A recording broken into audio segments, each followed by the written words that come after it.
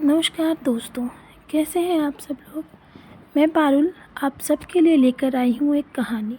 जैसे हमारी दादी नानियाँ सुनाती थी, ऐसे ही एक कहानी आज आपके लिए है। नाम है हाथी और खरगोश की कहानी। एक जंगल में हाथियों का एक बहुत बड़ा झुंड था। उस झुंड के राजा का नाम गजराज था। वह बहुत ही गंभीर और पराक्रमी था। गजराज के शासन में सभी आनंद से जीवन जी रहे थे। वह हर छोटे बड़े की समस्याओं का समाधान करता था। एक बार उसके क्षेत्र में बारिश न होने के कारण सूखा पड़ गया। जंगल के सभी जानवर बहुत परेशान हो गए और पानी खाने के लिए तरसने लगे। सभी हाथियों ने गजराज से कोई उपाय करने के लिए कहा, क्योंकि अब हाथी के बच्चे भी बूंद बूंद की पानी को तरसने लगे थे। गजराज को सारी समस्या पहले से ही पता थी, लेकिन उसे कुछ उपाय नहीं सूझ रहा था। तभी एक बुजुर्ग हाथी ने कहा, मेरे दादाजी के समय भी इसी तरह का सूखा पड़ा था। तब उनके समय हाथियों का झुंड पश्चिम दिशा की तरफ गया था और वहाँ एक विशाल झील है जिसका पानी कभी नहीं सूखता है। हमें भी वहाँ चलना चाहिए। बुजुर्ग हाथी का सुझाव गजराज और पूरे झुंड को पसंद आ गया। सभी ने वहां जाने का निश्चय किया। दिन में तो बहुत गर्मी रहती थी, इसलिए सभी रात में सफ़र करते थे और कुछ दिन के सफ़र के बाद सब उस झील तक पहुंच गए और सब ने जी भर के पानी पिया और स्नान किया। झील के आसपास बहुत ज़्यादा संख्या में खरगोश भी रहते थे। अब हाथियों के आ जाने से खरगोश को परेशानी हो गई। रोज़ कुछ खरगोश हाथियों के पैरों के नीचे आ जाते और कुछ गंभीर रूप से घायल हो जाते। उसी जगह कुछ मर भी जाते थे। सभी खरगोश बहुत परेशान थे। सारे खरगोश ने मिलकर एक आपातकालीन बैठक बुलाई।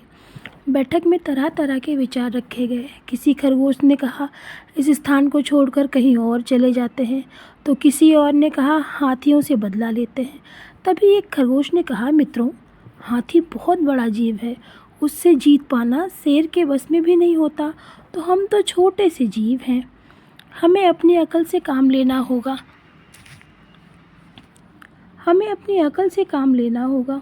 हमें होशियारी से काम लेकर हाथियों को यहाँ से भगाना पड़ेगा।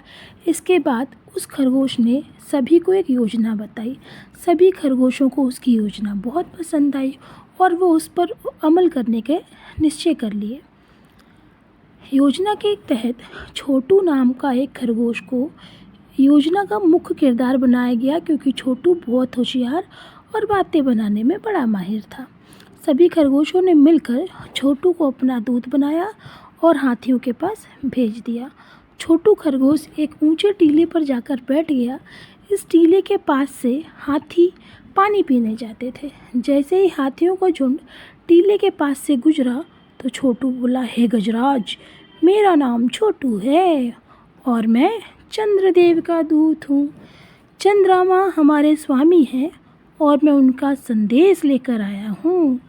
गजराज और उनका झुंड अचानक वहाँ रुक गया और छोटे से खरगोश की बात सुनकर गजराज ने पूछा, अरे भाई, तुम क्या संदेशा लाए हो।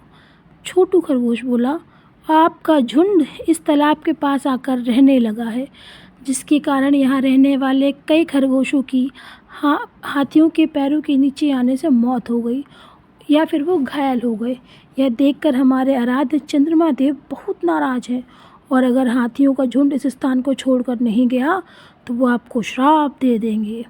गजराज को छोटू की बातों पर यकीन नहीं हुआ और छोटू से पूछा, चंद्रदेव कहाँ हैं? मैं भी उनके दर्शन करना चाहता हूँ। छोटू बोला, आज चंद्रदेव स्वयं यहाँ आए हैं।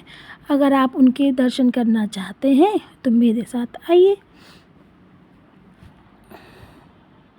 वह पूर्णिमा की रात थी और तालाब में चंद्रमा का प्रतिबिंब इस तरह दिखाई दे रहा था मानो साक्षात चंद्रदेव विराजमान हो। चंद्रदेव को देखकर गजराज बुरी तरह घबरा गया और गजराज की हालत देखकर छोटू बोला, गजराज, अब तो आपको यकीन हो गया और आपको कोई संदेह हो तो चंद्रदेव आपके सामने हैं, उन्हीं से पूछ लीजिए। गजराज ने चंद्रदेव को प्रणाम करने के लिए जैसे ही सूंड चंद्रमा के प्रतिबिंब के पास ले गया, वैसे ही सूंड की हवा से प्रतिबिंब हिलने लगा। इसे देख गजराज घबरा गया और पीछे हट गया। उचित मौका मानकर छोटू खरगोश बोला, देखिए गजराज, चंद्रदेव कितने नाराज हैं। वे आपका प्रणाम भी स्वीकार नहीं कर रहे हैं।